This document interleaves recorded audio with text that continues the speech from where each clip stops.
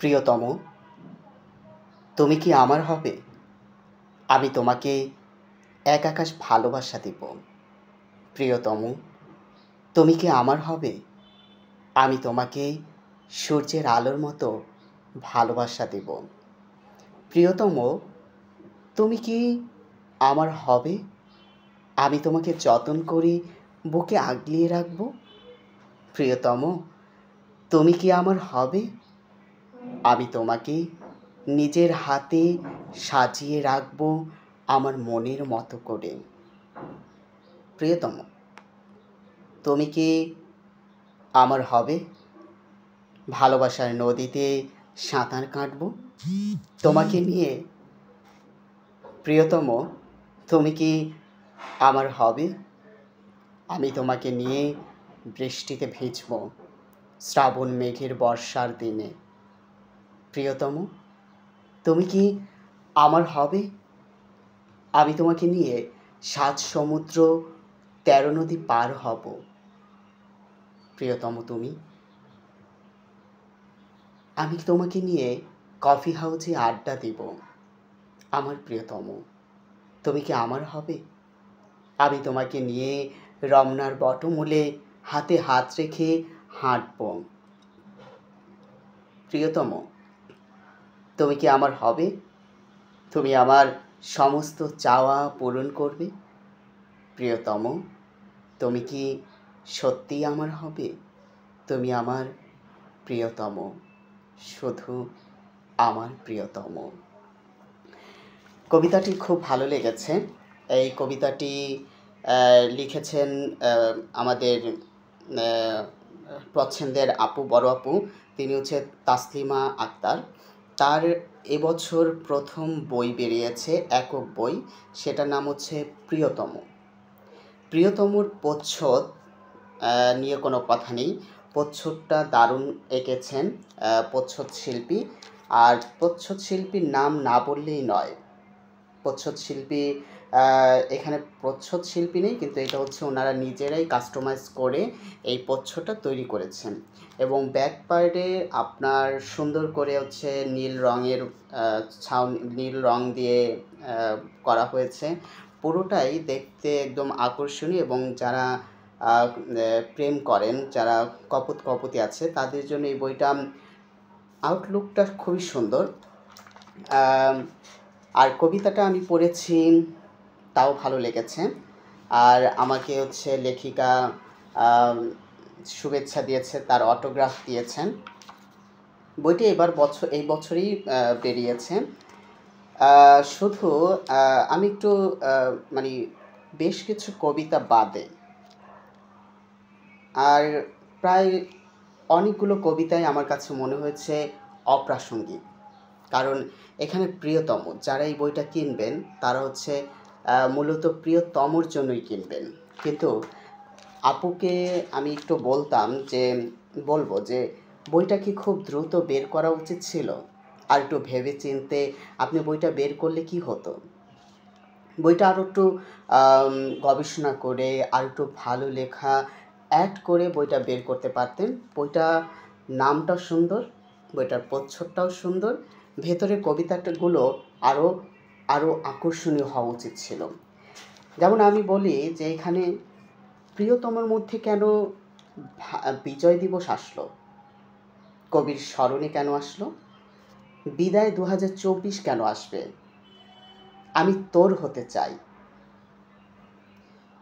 মে দিবস, মশা কেন আসবে? প্রিয় ক্যাম্পাস, পৌষ, অধিকার চাই দুবার আসছে। ফেসবুক কেন আসবে?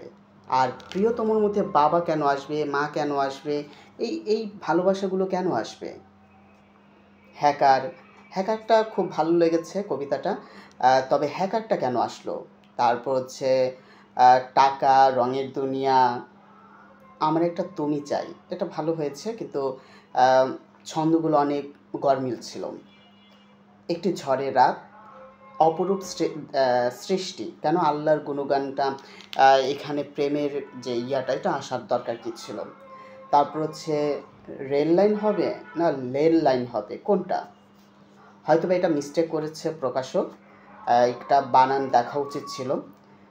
তারপর সে যার যে কাজ, কেন আসবে, অপেক্ষা, পথশিশু, পরিবেশ দিবস, বীরাঙ্গনা, এই এই যে এই কবিতাগুলো কেন আসলো? এখানে প্রেম ঘটিত, ভালোবাসা ঘটিত, বিচ্ছেদ ঘটিত এই কবিতাগুলো স্থান পাওয়া উচিত ছিল। এখানে ১ ২ ৩ ৪ ৫ ৬ ৭ ৮ ৯ ১০ ১১ ১২ ১৩ ১৪ ১৫ ১৬ ১৭ ১৮ ১৯ ২০ ২১ ২২ ২২টা কবিতা পুরোই মানে অর্বাচীন, মানে আগাছা এটার মধ্যে। এই বইটার জন্য এই কয়টা কবিতা খুবই আগাছা, এবং দু একটা কবিতা ছাড়া আমার কাছে আর কোনো কবিতাই যুক্তিসঙ্গত হয়নি, এবং মজবুত বা কোনো ভালো আঙ্গিকে লেখা হয়নি। হ্যাঁ, আমি অধিকার চাই। ভালো, কিসের অধিকার? আমার জন্মগত অধিকার, অধিকার চাই, ভালো, কিন্তু এত চাই, এত অধিকার, এত চাই কেন? আর একটু কাস্টমাইজ দরকার ছিল, কবির স্মরণে দরকার নেই। তারপরে এখানে আপনি লিখছে বিদায় তোমাকে ২০২৪, কিছু প্রাপ্তি ও প্রাপ্তিতে ভরা, দোষ গুণ মিলে তুমি ছিলে, তোমার ছিল না কো হুঁশ, মানে কি? এই লাইনের সাথে কি কোনো যোগ সাজেশন পাওয়া গেছে? তারপর আপনি বলেছেন আমি তোর হতে চাই, এখানে তুই সম্বোধন করেছেন, পরে আবার কি বলেছেন? তুই কি আমার হবে, হবে কি? এখানে তো হবি, এই জন্মে না হলে তুই পরজন্মে হবে, মানে কি? মানে একদম কবিতাটা হচ্ছে আপনার হ জ ব র ল। হ্যাঁ, আপনাকে আরও একটু পড়তে হবে, আরও জানতে হবে, দেন পরে বইটা বের করলে বইটা খুবই পপুলার, আপনার হচ্ছে নাম করতে পারত। কিন্তু এই যে ছন্দ ছাড়া গরমিল, এই হ জ ব র ল, যাকে আমরা বলি জগা খিচুড়ি, বইটা কি খুব দ্রুত বের করা উচিত ছিল? কোনো প্রয়োজন মনে করিনি। আপনার আরও শানিত হওয়া উচিত ছিল, আরও কবিতা লেখা উচিত ছিল, আরও কবিতা থেকে বাছাই করে দেন এই অসাধারণ বইটার মধ্যে স্থান দেওয়া উচিত ছিল। তাই আমি বলবো যে আপনি যদি 2026-এ আবার বই বের করার চিন্তা করেন, তাহলে আমি বলবো যে আরও বিস্তর জানতে হবে, বিস্তর পড়তে হবে, তাই তো? তাহলে দেখবেন একটা ভালো বই আপনার ভেতর থেকে বের হয়ে আসবে। বরাবর আমি হচ্ছে এই সমালোচনাটুকু করলাম, এবং কিছু কবিতা আমি পড়ে শোনাই, সেটা আমার কাছে ভালো লেগেছে। মিস্টার হ্যান্ডসাম, মিস্টার হ্যান্ডসাম, সারাদিন খাই শুধু জেলি জ্যাম, গিটার হাতে ঘুরে শুধু দিন রাত, তাই দেখে প্রতিবেশী হয় কপকাত। মিস্টার হ্যান্ডসাম ঘুরে ঘুরে ফুলে বনে যায় শুধুই সুন্দরী রমণীর খোঁজে, সুযোগ পেলে খোপাতে দেয় গাছরা বেলির মালা গুজে। মিস্টার হ্যান্ডসাম দেখতে খুব ঝিকঝাক, সব সময় থাকে যে ফিটফাট, তাই দেখে কেউ কেউ করে ফেলে হার্ট অ্যাটাক। মিস্টার হ্যান্ডসাম বয়স এখন 60, প্রতিদিন যায় সে খেলার মাঠ, তাই তো আজও সে সাজতে পারে নায়কের ঠাট। ধন্যবাদ।